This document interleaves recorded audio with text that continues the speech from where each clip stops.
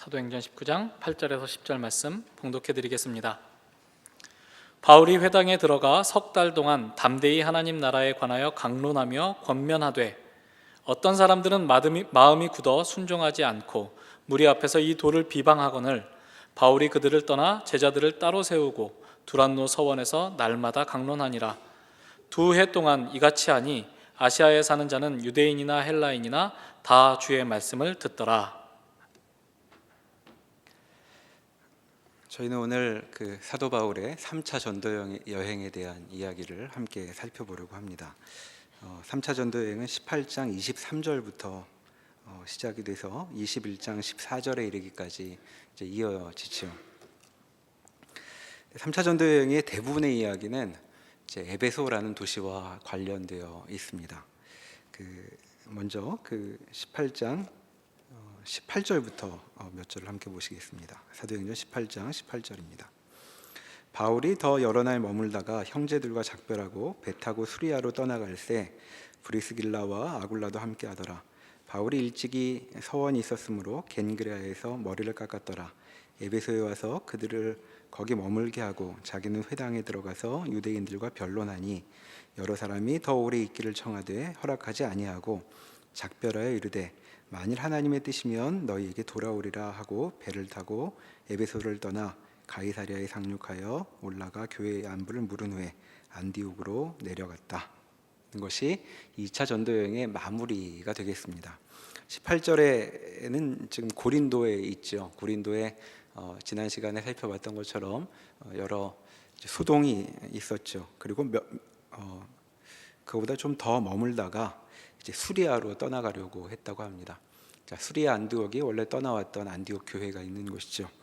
그러니까 거기로 돌아가려고 하고 있던 차입니다. 그래서 이제 배를 타고 가게 되는데 고린도는 지금 그리스 쪽이니까 에게를 지나서 이제 지중해를 항해하게 되는데 19절에 보면 이제 에베소에 머물게 되죠. 에베소는 에게의 건너편에 있는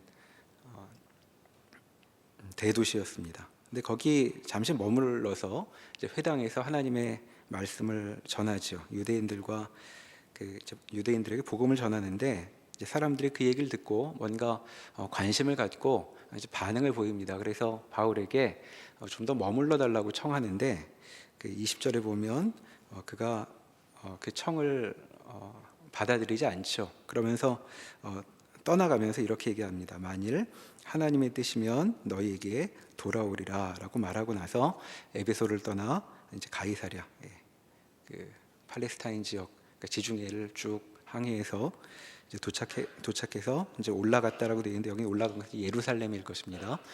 예루살렘에 올라가서 교회 안부를 물은 후에 이제 안디옥으로 돌아왔다는 것으로 이제 마무리가 되죠.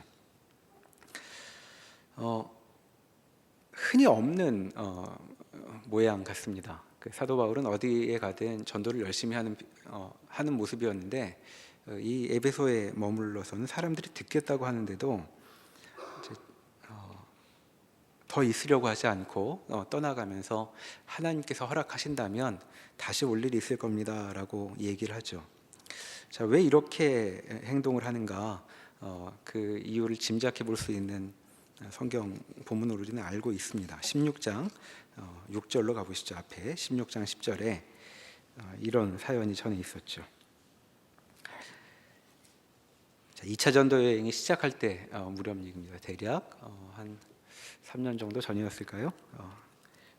6절에 보면 성령이 아시아에서 말씀을 전하게 하지 못하게 하시거늘 그들이 부르기아와 갈라디아 땅으로 다녀가 무시아 앞에 이르러 비두니아로 가고자 했을 때 예수의 영이 허락하지 아니하시는지라 무시아를 지나 드로아로 내려갔는데, 자, 성령 그 앞에는 어디였냐면 지금 아나톨리아 반도, 그러니까 터키 땅의 가운데, 그 반도의 가운데쯤을 지나고 있었죠. 그 앞에 더베, 루스드라, 이고니온 하는 곳이 전부 중부에 있는 곳입니다. 그래서 서쪽으로 계속 진행을 하려고 했죠. 서쪽에 있는 것이 아시아주였는데 성령께서 말씀을 전하지 못하게 하셨다라고 해서 그쪽으로 못 가고 이제 길을 트는 장면 우리가 앞에서 본 적이 있습니다.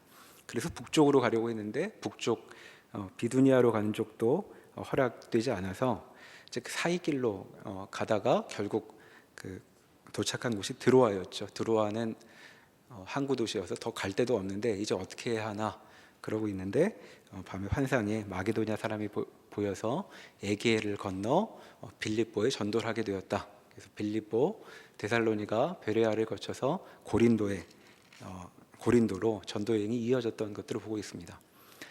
자, 이 정황을 보면 다시 18장으로 와서 바울이 에베소에 머물기를 좀 주저하고 있는가 짐작을 해볼 수 있죠. 왜냐하면 에베소는 아시아의 주도였기 때문입니다.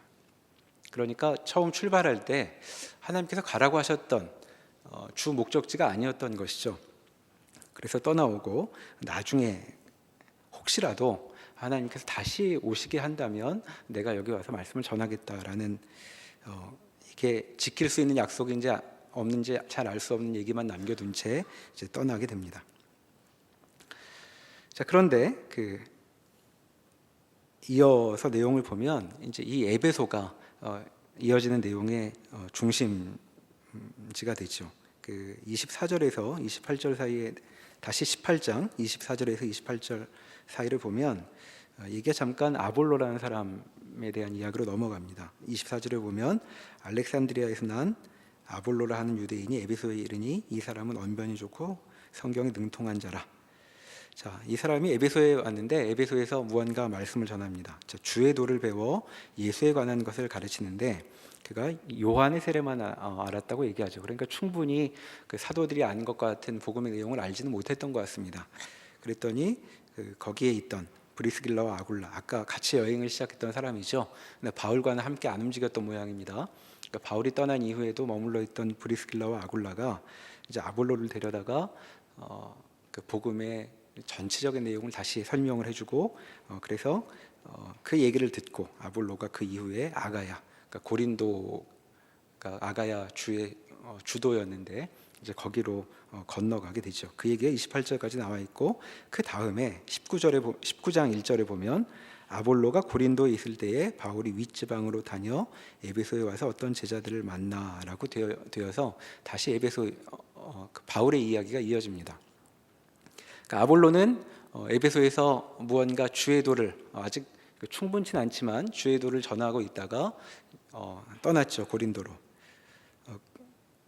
그 이후에 바울이 다시 윗지방으로 23절에 보면 갈라디아와 부르기아 땅을 차례로 다니며 모든 제자들을 굳건하게 하니라라고 해서 시작됐던 것이 이제 3차 전도 여행인데 그때 이제 움직였던 곳이 다시 지금의 터키 지방의 중심부, 그러니까 1차 전도 여행 때 교회를 세웠던 곳, 그리고 2차 때도 거쳐갔고 다시 3차 때도 그 도시들을 거쳐서 이제 북쪽으로 이렇게 움직여 가다가 에베소에 들어오게 된 것이죠.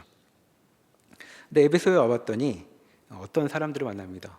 무언가를 따른 제자들을 만나게 되는데 1절에 보면 어떤 제자들을 만나 이르되 너희가 믿을 때 성령을 받았느냐 이르되 아니라 우리는 성령의 계심도 듣지 못하였노라. 바울이 이르되 그러면 너희가 무슨 세례를 받았느냐 대답하되 요한의 세례니라.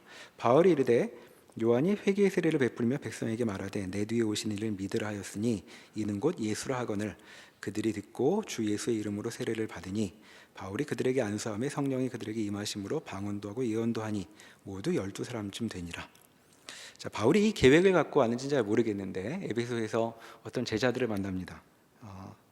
그런데 보통 바울은 어떤 도시에 전도할 도시에 도착을 하면 회당에 먼저 들어가는 법인데 여기서는 회당에 들어가지 않고 어떤 복음과 뭔가 접촉을 할 것 같은 사람들을 만난 이야기가 여기 기록되어 있죠. 그래서 얘기를 들어보니까 세례를 받았다고 하는데 세례 요한의 세례를 받았다고 이제 얘기하는 것 같습니다. 그래서 그들에게 바울이 세례 요한이 원래 하려고 했던 사역을 설명해 주는 것이죠. 그 사람이 주인공이 아니었고 내 뒤에 오시는 이를 믿으라고 했는데 그분이 예수셨다라고 해서 복음을 전합니다. 그랬더니 그들이 세례받고 성령이 임하시죠.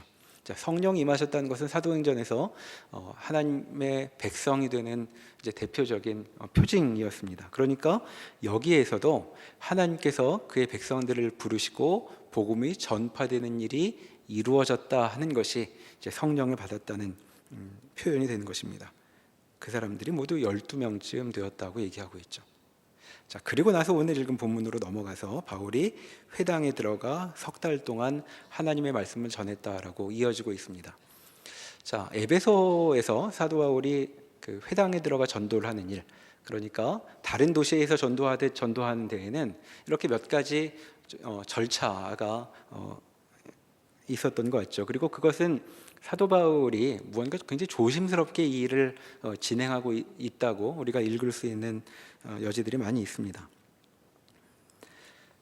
처음 몇 년 전에 전도 여행을 시작할 때 아시아는 가지 말라고 하는 곳이었기 때문에 이제 사도 바울은 아시아에서 다른 곳처럼 전도를 하지 않았던 것이죠. 그런데 이제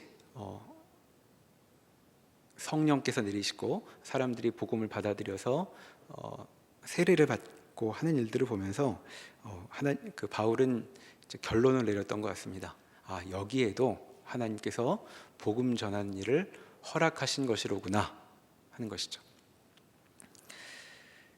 그렇게 해서 이제 에베소에서 복음을 전하게 됩니다. 오늘 읽었던 것처럼 유대인들한테 복음을 전하는데 비방과 반대가 많이 있어서 이제 장소를 옮겨 두란노서원이라는 곳에서 이제 날마다 강론을 하는데 2회 동안 이어졌다고 하죠. 대략 에베소에서 3년 정도 머무르면서 복음을 전했던 것 같은데 바울의 전도 여행 가운데 가장 오래 머물렀던 도시가 되는 것입니다. 그러니까 아시아는 성령께서 막으셔서 갈 수 없는 곳이었는 줄 알았더니 지금 보니까 오히려 사도가 아주 오랫동안 수고를 하여 그곳에 복음을 전하는 그런 장소가 되었다는 것을 성경은 지금 증언하고 있는 것이죠. 여러분, 그런 얘기 이제 교회 다니시면서 들어보시지 않았습니까? 복음은 서진을 한다. 동쪽으로 가려고 하는데 하나님 막으셔서 서쪽으로 가게 되고 한 바퀴 삥 돌아서 다시 서쪽으로 가면 세상이 끝날 것이다. 이런 얘기 들어보신 적 있지 않으십니까? 한 번도 안 들어본 것 같은 표정이어서 그것과는 좀 다른 식의 그림이 그려지는 것 같습니다. 물론 성경이 말하는 아시아는 우리가 아는 아시아는 아니죠. 그런데 성경이 사도행전은 하나님께서 어떤 방향으로 복음을 전하라고 하시는 식의 이제 표현을 뜻을 보이셨던 부분들이 있는데 이제 그렇다고 해서 그것이 어떤 지역은 더 편애하시고 어떤 지역은 멸망하게 놔두시는 방식이 아니라는 점들을 우리가 이 성경의 진행을 통해서 알 수 있게 되는 것입니다. 2차 전도 여행까지를 보면 터키가 있는 반도의 남서쪽 부분을 비워둔 채로 그 옆으로만 복음이 전해지고 바다 건너 그리스 지역에 복음이 전해지는 것으로 진행이 됐는데 이제 3차 전도 여행 때가 되니까 원래 배제된 것처럼 보였던 그곳에 복음이 오랫동안 전해지는 일들이 여기 기록되어 있는 것이죠. 그러니까 복음은 지금 누구에게만 한정된 몇몇에게만 전달되지 않고 어디에나 복음의 빛이 비추인다고 성경이 우리에게 증언하고 있는 것입니다. 그래서 아시아 사람들에게도 아시아 사람들 꿈에 나타날 수는 없었지만 마게도냐 사람은 꿈에 나타나서 부르는 바람에 사도를 초대하게 되었지만 꿈에도 못 나타났던 아시아 사람들에게도 복음은 마찬가지로 전해졌다, 이렇게 얘기하고 있는 것이죠. 여러분들은 마게도냐 사람 같으십니까? 아시아 사람 같으십니까? 뭔가 복음이 하나님이 좀 사랑하시는 대상 같으십니까? 아니면 그 조명이 쫙 비춰도 조명은 한 번도 안 들어오는 어둠 가운데 있는 것처럼 느껴지십니까? 성경은 우리에게 복음이 빛으로 누구에게나 정성을 다해 선포되고 있다고 가르치고 있습니다. 우리가 어디에 있든 우리가 있는 곳이 복음이 배제되는 곳이 아닐 것입니다. 지금 여기서 보니까 저 2층은 어두워서 제가 얼굴도 잘 안 보이는데 2층에도 복음은 잘 전달되겠죠. 아시아에도 하나님께서 그들을 기억하시고 사도 바울을 오랫동안 머물게 하셨습니다. 여기 얼마나 오랫동안 머물렀냐 하면 10절에 보듯 두란노서원은 아마도 그 당시에 유명한 어떤 철학자가 이제 가르치던 학원이었던 것 같습니다. 지금으로 치면 학교일 수도 있고 학원일 수도 있는데 그 유명한 사람이 가르치는 그 장소를 빌려서 오전에 강의 다 끝나고 나면 오후에 모여서 사도 바울이 늦게까지 전했을 거라고 짐작을 하죠. 자, 거기서 2회 동안 복음을 전하니까 어떤 일이 생겼냐면 아시아에 사는 자는 유대인이나 헬라인이나 다 주의 말씀을 듣더라라고 이 전체 사역을 요약하고 있습니다. 자, 아시아에 세워진 교회들이 많이 있습니다. 우리 교회는 낯설 수도 있는데 저 뒤에 요한계시록에 보면 아시아의 7교회가 나오죠. 그 아시아의 7교회 어떻게 생겼나? 아마도 이때 사도 바울이 2회 동안 그 에베소에서 복음 전할 때에 에베소를 드나들던 사람들을 통해 전파되었을 가능성이 높습니다. 그리고 그 바울 서신 중에 골로새서가 가리키고 있는 골로새나 또는 히에라볼리 같은 곳들이 전부 이 에베소 반경 안에 들어오는 도시들로 보이죠. 그래서 우리 생각보다 훨씬 많은 교회들이 이 사역을 통해서 형성되었을 것으로 짐작해 볼 수 있습니다.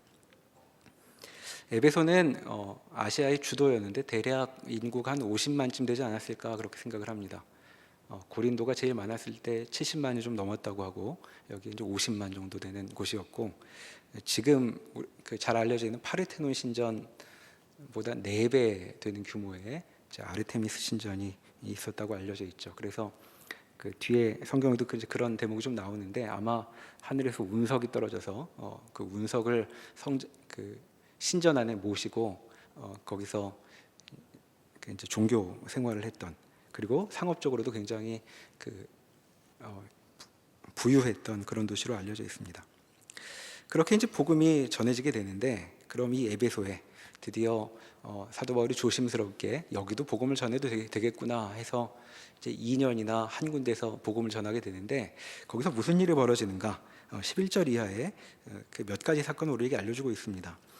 모든 사건들을 알려주진 않고 이제 상징적으로 몇 가지 일들을 알려주고 있는데 11절에 이렇게 시작이 되죠. 하나님이 바울의 손으로 놀라운 능력을 행하게 하시니 심지어 사람들이 바울의 몸에서 손수건이나 앞치마를 가져다가 병든 사람에게 얹으면 그 병이 떠나고 악귀도 나가더라.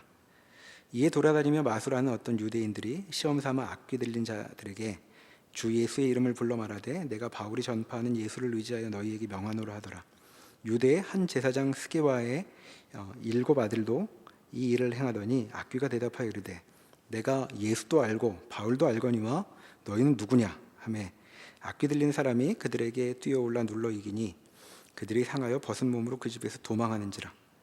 에베소에 사는 유대인과 헬라인이 다 이 일을 듣고 두려워하며 주 예수의 이름을 높이고 믿은 사람들이 많이 와서 자복하여 행한 일을 알리며 또 마술을 행하던 많은 사람들이 그 책을 모아 가지고 와서 모든 사람 앞에서 불사르니 그 책값을 계산한즉 은 5만이나 되더라. 이와 같이 주의 말씀이 힘이 있어 흥왕하여 세력을 얻으니라. 자, 놀라운 일들이 벌어지죠. 사도 바울을 통해 사람들이 보기에도 놀라울 만한 일이라고 할 만한 일들이 지금 목격되고 있습니다. 뒤에 보면 원래 에베소에는 마술 같은 걸 행하던 일이 많았던 것으로 알려져 있습니다. 그런데 그런 게 일상화되어 있는 사람들이 보기에도 놀라울 만한 일이라는 것이 이제 벌어지죠. 12절에 있듯 바울 몸에 닿았던 손수건이나 앞치마만 가져다가도 병든 사람에게 얹으면 병이 떠나가고 악귀도 나가는 일이 벌어집니다. 그러니까 복음의 능력이 마치 예수께서 지상에서 계실 때 같은 그런 폭발적인 사역이 여기 이어지고 있다라고 얘기하죠. 그래서 유대인들도 신기해가지고 그거 따라해보기도 하고 이제 그러는데, 그래서 이제 봉변당한 얘기도 여기 기록되어 있습니다. 자, 복음이 전해지자 무슨 일이 펼쳐지는가?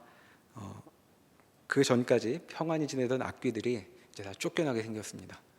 그리고 유대인들, 자리 잡고 살던 유대인들도 그 바울 때문에 한통속처럼 취급을 당하고 들썩이게 되죠.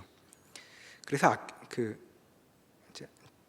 악귀 들린 사람에게 오히려 유대인들이 매도 맞고 그 전에 없었던 일들이 막 벌어지게 됩니다.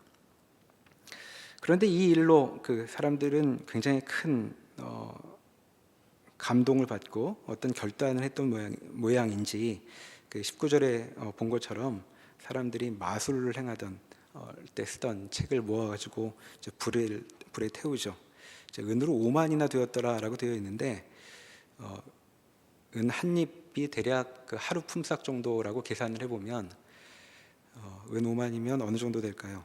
지금 그 최저임금으로 일을 하시면 일당 한 5만 원으로 치면 25억쯤 되는 것이고 10만 원쯤으로 일당을 치면 50억쯤 되는 돈입니다. 그러니까 그 사람들이 그 대략 한 50억쯤 되는 재산을 불태워서 없애버릴 정도로 엄청난 일이 벌어졌다라고 얘기하고 있는 것이죠. 자, 이사야, 아시아 성령이 가지 말라고 하셨던 이곳에서 사람들이 마술의 힘을 끊고 이런 거 다 필요 없다고 멀쩡히 재산 가치를 가지고 있던 것을 전부 태워 없애는 일들이 이제 여기 이어지고 있습니다. 근데 이 일 때문에 그 도시 전체에 수도원이 생기죠. 21절에 보면 23절 이하에 보면 그 수도원의 내용이 이렇게 나옵니다. 거기 이제 데메드리오라는 사람이 나오는데 아마도 그 당시에 그 에베소의 신전이 유명하니까 그 신전의 모형을 만들어서 팔던 산업이 융성했던 것 같습니다. 그랬는데 그 방금 읽었던 것처럼 그런 거 다 소용없다, 마술 같은 거 소용없다라고 해서 이제 문제가 생기죠. 그래서 데메드리오라는 사람이 이제 폭동을 일으키게 되는데 이렇게 얘기합니다. 25절에 그가 그 직공들과 그러한 영업하는 자들을 모아 이르되 여러분도 알거니와 우리의 풍족한 생활이 이 생업에 있는데 이 바울이 에베소뿐 아니라 거의 전 아시아를 통하여 수많은 사람을 권유하여 말하되 사람의 손으로 만든 것들은 신이 아니라 하니 이는 그대들도 보고 들은 것이라. 우리의 이 영업이 천하효질 위협이 있을 뿐 아니라 큰 아시아 아데미의 신전도 무시당하게 되고 온 아시아와 천하가 위하는 그의 위엄도 떨어질까 하노라 하더라. 그들이 이 말을 듣고 분노가 가득하여 외쳐 이르되 크다 에베소의 사람 아데미여 하니. 자, 이렇게 소동이 시작이 되죠. 지금 바울이라는 사람이 와가지고 뭔가 계속 한 군데에서 가르치더니 그 전까지 사람들이 소중히 여기던 것들을 다 버리게 되었더라.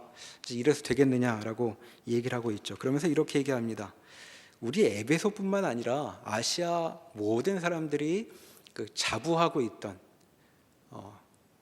자랑스러워하고 있던 것들이 지금 땅에 떨어질 그 위신이 땅에 떨어질 위기에 처하게 되었다라고 말하죠. 큰 여신 아데미의 신전도 무시당하게 되고 온 아시아와 천하가 위하는 그의 위엄도 떨어질까 하노라. 다른 말로 하면 무슨 얘기일까요? 지금 바울이라는 사람이 전한 얘기 때문에 우리 다 망하게 되었다. 에베소도 이렇게 하다가는 다 망하게 생겼다. 이걸 그대로 둘 수 있겠는가? 이런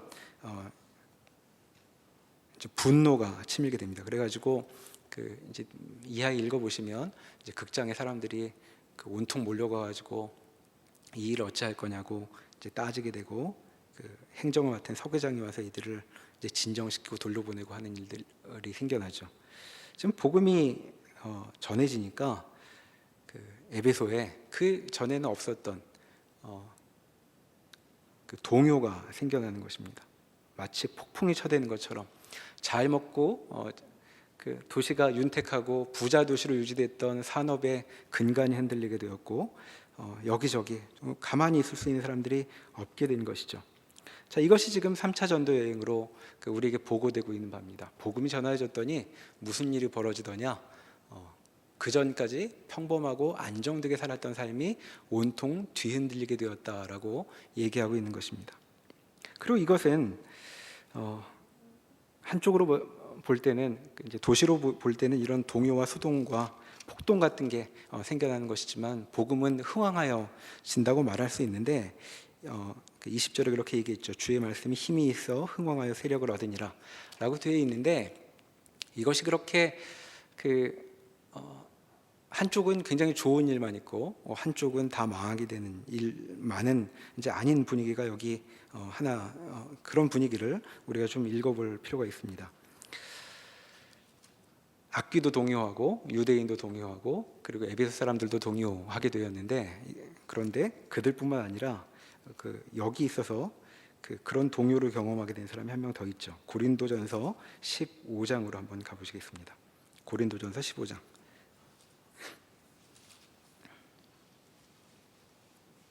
신약 283면어간에 있습니다.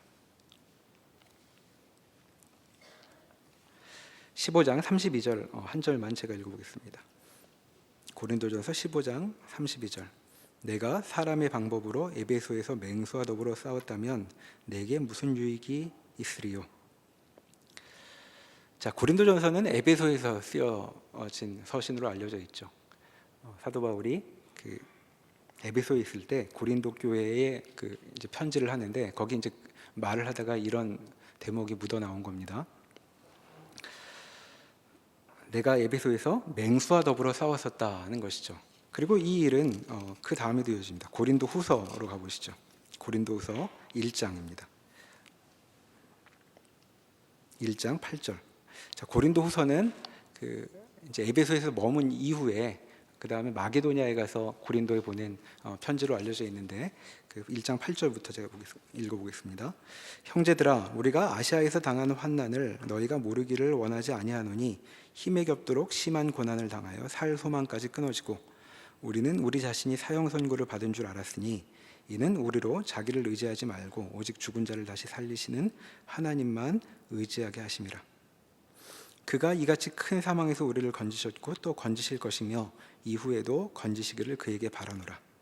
지금 에베소에서의 경험이 묻어 있는 내용이죠. 이걸 보면 사도행전에서는 간단히 넘어갔지만 그 에베소에 있는 대략 3년 정도의 기간 동안 사도 바울은 말로 못할 고난을 받았던 것 같습니다.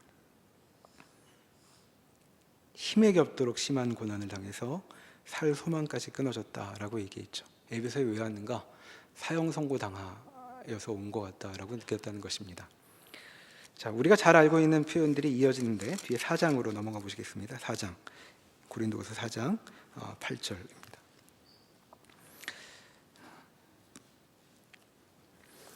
4장 8절. 우리가 사방으로 우겨싸움을 당하여도 쌓이지 아니하며 답답한 일을 당하여도 낙심하지 아니하며 박해를 받아도 버림받지 아니하며 거꾸러뜨림을 당하여도 망하지 아니하고 우리가 항상 예수의 죽음을 몸에 짊어짐은 예수의 생명이 또한 우리 몸에 나타나게 하려 함이라.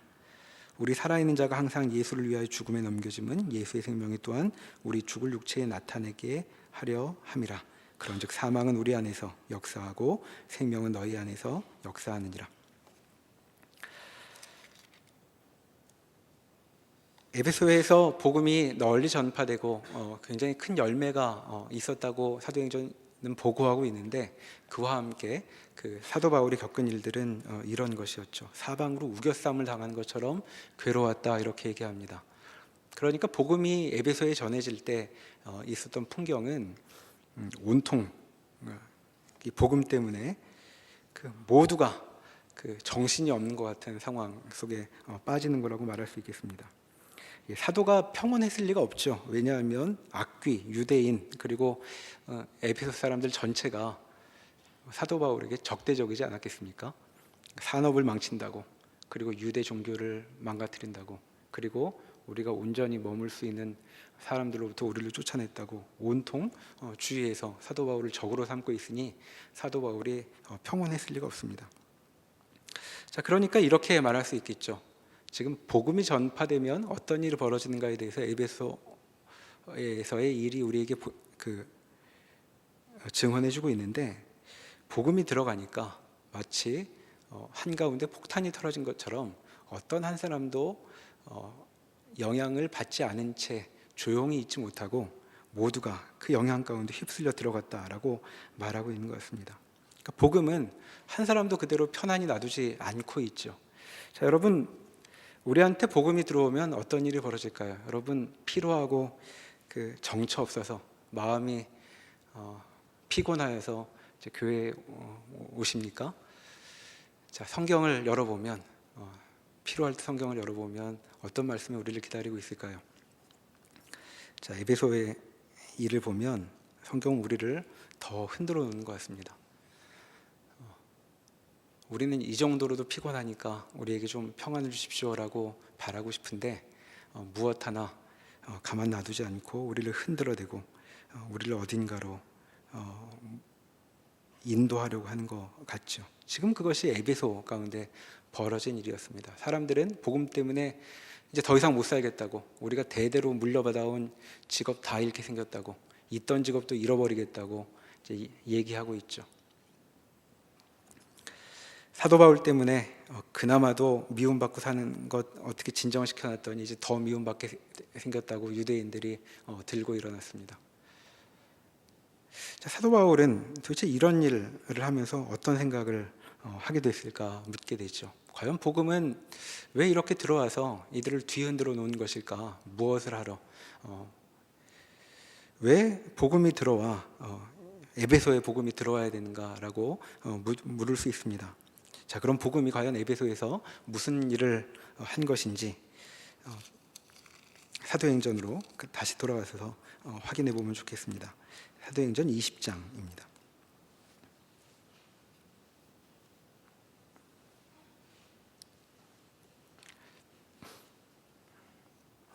자, 20장 1절부터 보면 그 사도 바울이 에베소를 이제 그 3년 만에 떠나서 나머지 여정을 이어가는 내용이 나옵니다. 거기 보면 20장 1절에 소요가 그침에 바울은 제자들을 불러 권한 후에 작별하고 떠나 마게도냐로 가니라. 그 지방으로 다녀가고 여러 말로 제자들에게 권하고 헬라에 이르러 거기 석 달 동안 있다가 배 타고 수리아로 가고자 할 그때에 유대인들이 자기를 해하려고 공모함으로 마게도냐를 거쳐 돌아가기로 작정하니.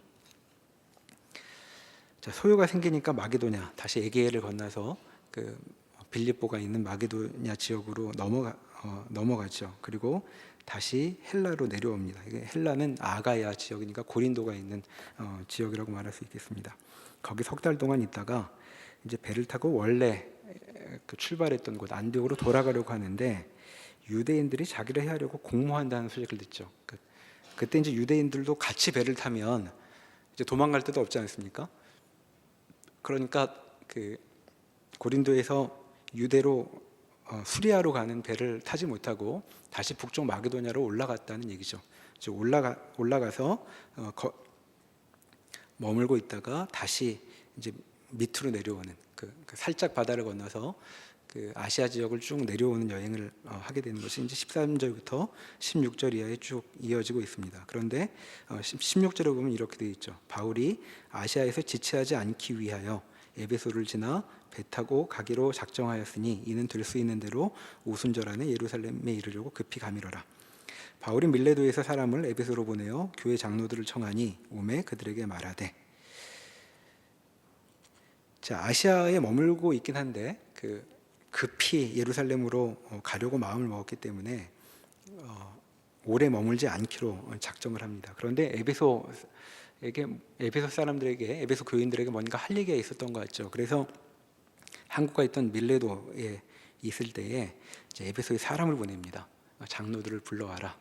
내가 할 얘기가 있으니. 그래서 이제 사람을 불렀더니 장로들이 왔다는 거죠. 그 밀레도에서 에베소는 대략 50km 정도 떨어져 있다고 합니다. 그러니까 거기 사람을 보내서 이제 왔는데 그 이하 18절부터 쭉 이어지는 것이 에베소 장로들에게 전하는 말이 기록되어 있습니다. 자, 그 18절부터 35절까지를 이제 우리가 보게 될 텐데 여기 나와 있는 말은 좀 독특한 특징이 있습니다. 사도행전에 여러 설교나 연설들이 기록되어 있는데 지금 여기 나와 있는 본문이 유일하게 그리스도인 청중에게 하는 연설입니다. 나머지는 전부 그리스도인이 아닌 사람들에게 전도로 하는 내용들이 기록되어 있는데 여기만 그리스도인들에게 하는 이야기인 것이죠. 그러니까 신자들끼리 하는 얘기입니다. 그러니까 신자 아닌 사람들은 모를 얘기들을 여기 담고 있죠. 자, 우리가 앞에서 이렇게 물었었습니다. 복음이 에베소에 왔더니 에베소가 난리가 났더라. 정신이 하나도 없고 사람들이 평온한 삶을 전부 깨게 되었는데 대체 무슨 일 때문에 복음은 에베소를 방문한 것인가 라고 물었었죠. 자, 복음이 그 에베소에 도착해서 이제 빚어낸 풍경은 어떤 것일까? 여기 신자들끼리 하는 말을 통해 좀 확인해 볼 수 있습니다. 대략 내용을 구분해 보면 첫 번째 과거에 어떤 일이 있었는지를 얘기하고 그 다음에 미래에 또 어떤 일이 있을지를 이야기하고 그 다음에 현재는 어떻게 살아야 할지에 대한 이야기를 하고 있는데 먼저 과거에 대한 이야기를 이렇게 얘기하죠. 18절부터 보겠습니다. 오매 그들에게 말하되 아시아에 들어온 첫날부터 지금까지 내가 항상 여러분 가운데서 어떻게 행하였는지를 여러분도 아는 바니 곧 모든 겸손과 눈물이며 유대인의 간계로 말미암아 당한 시험을 참고 주를 섬긴 것과 유익한 것은 무엇이든지 공중 앞에서나 각 집에서나 거리낌이 없이 여러분에게 전하여 가르치고 유대인과 헬라인들에게 하나님께 대한 회개와 우리 주 예수 그리스도께 대한 믿음을 증언한 것이라. 자, 바울이 지난 3년 동안 여러분 가운데 내가 머물면서 어떻게 행했는지 돌아보십시오, 이렇게 말하고 있는 것이죠. 내가 여러분 가운데서 어떻게 행하였습니까? 두 가지 얘기합니다. 첫째는 주를 섬겼다라고 얘기하죠. 자, 겸손과 눈물과 시험을 참아가며 주님을 섬기는 것 당신들이 알고 있지 않습니까? 이렇게 얘기합니다. 그리고 그렇게 주를 섬기며 한 일은 무엇이냐면 유익한 것, 여러분에게 도움이 될 만한 일이 있다면 그것은 전부 여러분에게 전하였습니다 라고 얘기하고 있습니다. 그 핵심은 하나님께 대한 회개와 그리스도께 대한 믿음인데, 이제 그것을 통하여 여러분들한테 도움이 될 만한 일들을 제가 열심히 전하였습니다. 그리고 그것은 주님을 위한 것이었습니다 라고 과거를 회상하고 있는 것이죠. 자, 사도 바울이 에베소 가운데 있을 때 어떻게 행했는가? 자, 복음이 여러분 가운데 들어가게 됐을 때 저를 통해 여러분들이 본 것이 무엇이었습니까? 이렇게 말하고 있는 중입니다. 자, 제가 뭘 하고 있었습니까? 저를 위해 살지 않았습니다. 저는 하나님을 위해 여러분 가운데 머물렀었습니다 라고 얘기하고 있죠. 근데 하나님을 섬기는 일이 힘들었던 것 같죠. 눈물을 동반했고 또 시험을 동반했다고 합니다. 그리고 겸손이 필요했다고 얘기하죠. 자, 겸손, 나를 높이는 일이 아니라 상대를 높이는 일이 겸손일 것입니다. 그러니까 지금 그 복음이 에베소에 들어갔을 때 확인하게 된 일, 과거의 일은 무엇이라고 얘기하는 것이냐 하면 나 자신을 위해 살지 않고 이웃을 위해, 그리고 하나님을 위해 사는 일들을 여러분들은 보게 되었던 것입니다 라고 얘기하고 있는 것입니다. 자, 그것이 우리가 함께 경험한 과거였습니다. 자, 그런데 미래에는 이런 일이 기다리고 있을 것입니다. 22절부터 읽어보겠습니다. 보라, 이제 나는 성령에 매여 예루살렘으로 가는데 거기서 무슨 일을 당할는지 알지 못하노라. 오직 성령이 각 성에서 내게 증언하여 결박과 환난이 나를 기다린다 하시나 내가 달려갈 길과 주 예수께 받은 사명 곧 하나님의 은혜의 복음을 증언하는 일을 마치려 하면은 나의 생명조차 조금도 귀한 것으로 여기지 아니하노라. 보라, 내가 여러분 중에 왕래하며 하나님의 나라를 전파하였으나 이제는 여러분이 다 내 얼굴을 다시 보지 못할 줄 아노라. 그러므로 오늘 여러분에게 증언하거니와 모든 사람의 피에 대하여 내가 깨끗하니 이는 내가 꺼리지 않고 하나님의 뜻을 다 여러분에게 전하였습니다. 자, 이제 미래에 대해서 이렇게 얘기합니다. 내가 이제 예루살렘으로 올라갑니다. 그런데 거기 그렇게 가는 것은 성령에 붙들려 가는 일입니다.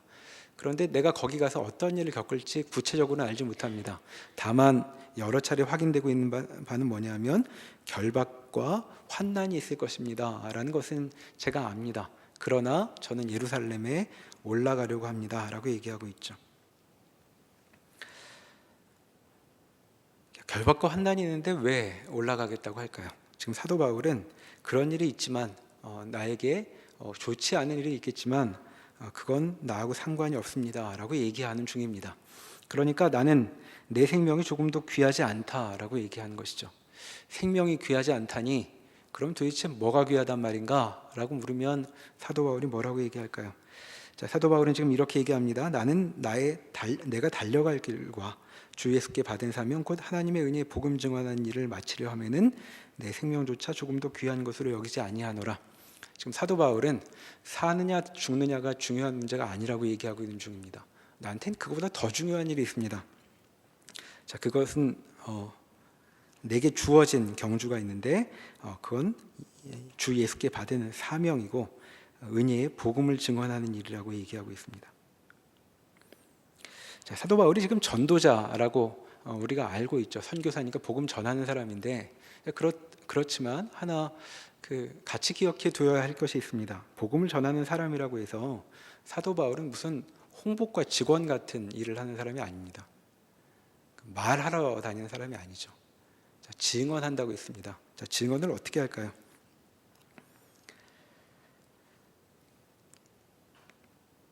그 증언하는 일은 말로만 있는 것이 아니라 그의 삶으로 증언되는 것이겠죠. 그러니까 내게 주어진 사명은 무엇이냐 하면 그 복음을 잘 전달하는 것이 아니라 복음을 살아내는 것이라고 지금 얘기하고 있는 것이죠. 난 지금 내가 얼마나 오래 살지, 얼마나 평온하게 살지, 그것이 내 인생의 문제가 아니라고 얘기하고 있습니다. 내게 주어진 일은 하나님께서 시작하신 일, 그 삶을 살아내는 것이라고 얘기하고 있죠. 자, 그것이 무엇이었습니까? 하나님의 은혜의 복음. 자, 그 일은 어떤 것일까요? 더 자세하게는 나중에 에베소서를 한번 읽어보시면 그 복음의 내용이 들어 있습니다. 대체 이게 뭔지, 은혜의 복음이라는 것이 어떤 내용을 담고 있는지, 지금 이 시점보다는 몇 년 후에 쓰여진 서신인데 그 서신에 보면 자세히 알 수 있지만 우리가 앞의 내용으로도 짐작해 볼 수 있는 것은 사도 바울이 왔더니 이 사람은 무언가 자신을 위해 계획을 도모하지 않고 우리를 위해 자신의 인생을 쓰고 있던 사람이로구나. 그것을 확인할 수 있었다고 바울이 지금 얘기하는 것이죠. 제가 누구를 위해 사는지 아시지 않습니까? 자, 그것이 그 33절 이하에도 나와 있습니다. 내가 아무의 은이나 금이나 의복을 탐하지 아니하였고 여러분이 아는 바와 같이 이 손으로 나와 내 동행들이 쓴 것을 충당하여 범사에 여러분에게 모본을 보여준 바와 같이 수고하여 약한 사람들을 돕고 또 주 예수께서 친히 말씀하신 바 주는 것이 받는 것보다 복이 있다 하심을 기억하여 할지니라. 자, 저는 여러분들의 은이나 금이나 의복 때문에 와 있지 않았습니다. 이렇게 얘기합니다. 저는 수고하여 일을 하였습니다. 자, 장막 짓는 사람이라고 우리가 바울의 직업을 알고 있죠. 자, 그 일 열심히 해서 나와 내 동행들이 쓴 것을 충당하였습니다. 그뿐 아니라 내가 그렇게 수고해서 약한 사람들을 도와왔습니다. 자, 이것이 바울이 보여준 모범의 내용이었죠. 자, 복음은 사람들로 하여금 자신을 위해 살지 않고 서로를 위해 살게 하는 일을 이루어냅니다. 자, 교회에서 우리가 경험하기를 소망하게 되는 바죠. 자, 한국에서는 이런 상식이 있는 것 같습니다. 누군가 이유 없이 우리에게 잘해주면 전반적으로 긴장하죠. 이유 없이 잘해주면 그냥 받을 수가 없습니다. 뭔가 이유가 있을 거야. 이렇게 생각을 하게 되죠. 그냥 호의는 왜냐하면 우리 상식으로 잘 받아들여지지 않기 때문입니다. 보통은 나한테 뭔가 얻어내려는 게 있는 것 아닐까 이렇게 생각하기도 하고, 교회에서도 이제 그런지도 모르겠습니다. 그런데 교회란 그것을 넘어가 있는 삶을 보여주는 곳인 거죠. 자, 여러분 여기서 뭘 경험하기를 소망하십니까? 내 주위에 있는 교우들이 자신을 위하지 않고 우리를 위하는 것을 경험하기를 소망하시지 않습니까? 여기 이용당하려고 오신 분 없으시죠?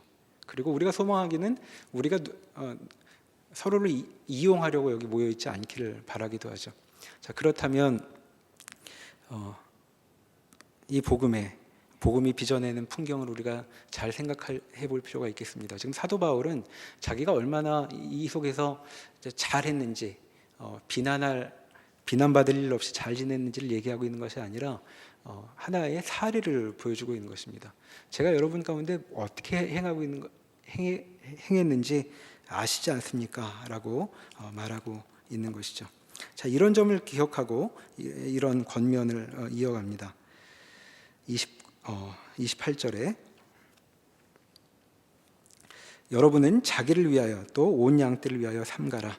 성령이 그들 가운데 여러분을 감독자로 삼고 하나님이 자기 피로 사신 교회를 보살피게 하셨느니라. 내가 떠난 후에 사나운 이리가 여러분에게 들어와서 그 양떼를 아끼지 아니하며 또한 여러분 중에서도 제자들을 끌어 자기를 따르게 하려고 어그러진 말을 하는 사람들이 일어날 줄을 내가 아노라. 그러므로 여러분이 일깨어 내가 3년이나 밤낮 쉬지 않고 눈물로 각 사람을 훈계하던 것을 기억하라.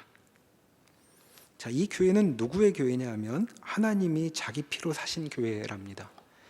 자, 하나님께서 피로 사신 교회. 그러니 사나운 이리가 물어가지 않도록 조심하라고 얘기하죠. 자, 사나운 이리는 어떤 어떻게 행동하냐면 29절에 그 양떼를 아끼지 아니한답니다. 이리에게 양떼는 이름을 붙일 대상도 아니고 아껴둘 대상도 아니죠. 배고프면 먹어 치우면 되는 대상입니다. 자, 그런데 그런 이리가 밖에서 올 뿐만 아니라 여러분 중에서도 생겨날 수도 있다고 얘기하죠. 자, 그런 이리가 나오면 어떻게 행동하냐면 자기를 따르게 하려고 어그러진 말을 하는 사람들이라고 여기 묘사되고 있습니다. 자, 철저히 지금 무엇이 경계되고 있냐 하면 지금 이곳은 누구의 장소인가? 교회는 누구의 것인가? 하나님의 것이라고 얘기하고, 하나님의 것이란 양떼를 위하는 곳과 양떼를 위하는 마음으로 머물러야 되는 곳이라고 얘기하고 있는 것이죠. 자기를 따르게 하려고 오는 것이 아니라고 얘기하고 있는 것입니다. 자, 이것이 복음으로 빚어진 풍경입니다. 자, 우리는 마음이 소박하고 가난해서 누군가 한 사람이라도 나한테 마음을 온전히 쏟아주면 그것으로 세상이 살만하다고 느끼는 잔잔한 마음을 갖고 있습니다. 소박한 마음이죠. 누군가 나에게 이익이 아니라 내 존재 자체를 존재 자체의 가치를 인정해 주어서 나를 대한다면 우리는 굉장히 이 세상 긍정할 만하다고 느끼는 것 같습니다. 근데 복음은 지금 무슨 얘기를 하냐면 한 사람이 아니라 모두가 그런 곳을 그려내고 있는 것이죠. 사도 바울은 여기 왜 왔을까요? 왜 도대체 아시아에 그 복음을 전하겠다고 자꾸 기웃거렸던 것입니까? 무슨 좋은 일을 겪으려고? 지금 본 것처럼 굳이 아시아에 가서 복음을 전하느라 3년 동안 마치 사형 선고를 받은 것처럼 매일 보냈다고 얘기하고 있습니다. 전 누구 좋으라고 그랬던 것일까요? 자, 에베소 사람들, 아시아에 있는 사람들에게 유익이 되라고 자기 인생을 바쳤다고 얘기하고 있습니다. 자, 그것이 하나님의 뜻이었다고 얘기하고 있는 것이죠. 자, 하나님은 무엇을 기뻐하시는가? 그 양떼를 아끼는 분이시죠. 잡아먹으려고 키우지 않고 양떼를 귀하게 여기느라 보호하시는 분이라고 얘기합니다. 그리고 그러한 일이 그 복음이 들어갈 때 벌어지는 것이라고 얘기하고 있습니다. 자, 에베소 사람들은 그 전까지 나름 만족하게 살았습니다. 윤택하게 살았고 자기 직업에 자부심도 있었고 그리고 자기가 해오던 일에 자신감을 갖고 살아왔던 것이죠. 그런데 복음이 들어와서 이들을 뒤흔들어 놓습니다. 자, 흔들어서 어떻게 만들고 있는 것일까요? 자기 만족이 아니라 이웃의 만족을 위해 살라고 부르고 있습니다. 자, 사도가 등장해서 제가 여러분께 인생을 바쳤으니 장로님들도 양떼를 위해 여러분의 인생을 바치십시오. 이렇게 얘기하고 있는 것이죠. 자, 이것이 교회입니다. 그리고 복음이 우리에게 전하고 있는 내용입니다. 자, 올 회기가 이제 석 달 정도 남은 것 같습니다. 자, 석 달 후면 졸업하실 선배들도 있을 것 같습니다. 1부와 2부의 선배들. 자, 마무리 어떻게 하시겠습니까? 자, 후배들한테 바울이 말하는 것 같은 경험을 한번 해주고 졸업하시면 어떨까요? 나는 나 위에 있지 않는다. 조장 즐거운 맛에 있지 않고 조원들 행복하게 해주려고 3개월 내 인생을 바치겠다. 그런 마음으로 주일을 보내보시면 어떨까요? 그리고 조장들뿐만 아니라 여기 모든 분들이 이제 청년부 모임을 이어가게 될 텐데 그런 마음으로 모이면 어떨까요? 우리는 왜 있습니까? 서로를 위해 있습니다. 서로를 위해 하나님께서 귀하게 여기시는 서로를 위해 내 인생을 드리기로 하는 것이죠. 자, 여러분들 한 시간 빼서 옆 사람 이야기에 주목해 주십시오. 주님께서 귀하시게 여기는 그 존재입니다. 자, 바쁘신 분들 쪼개서 얘기를 들으시고 얘기를 들을 뿐만 아니라 그 삶을 그 사랑을 나눠주시면 좋겠습니다. 자, 그러면 복음이 우리 가운데에도 이루어질 것입니다. 바울의 3차 전도 여행 때 에베소에서만 있었던 일이 아니라 우리에게도 그러한 일이 펼쳐질 것이라 기대할 수 있죠. 그런 복음으로 우리를 불러놓고 계십니다. 그래서 우리를 뒤흔들고 계시는 것이죠. 우리의 작은 자기 만족, 자기 위안 거기에 멈추지 않고 우리를 흔들어 하나님께서 기뻐하시는 더 크고 영광되고 복된 자리로 우리를 부르신다는 것, 사도 바울이 에베소라는 도시에 행한 일이라고 오늘 성경은 우리에게 증언하고 있습니다. 기도하시겠습니다. 하나님, 하나님의 복음이 또 이 도시에 들어가 이 도시의 사람들의 삶을 흔들어 놓았습니다. 도시를 향한 자부심에 가득했던 사람들에게 그런 자부심 넘어 하나님께서 서로를 사랑하게 하셔서 빚어내시는 일에 영광을 알게 하였습니다. 하나님, 그런 복음이 우리에게도 들어와 있는 것 저희가 압니다. 우리의 교회 생활을 통하여서도 그와 같은 복음이 온전히 드러날 수 있도록 저희의 모임을 지켜주시옵소서. 우리가 우리의 유익을 위해 살지 않고 서로의 유익을 위해 자신을 내어주고 우리의 삶의 많은 부분을 떼어주고 사랑하고 섬기는 일을 통하여 하나님 영광 받으시는 일이 우리 청년부 모두에 이루어질 수 있도록 주님 저희를 기억하여 주시옵소서. 예수님의 이름으로 기도합니다. 아멘.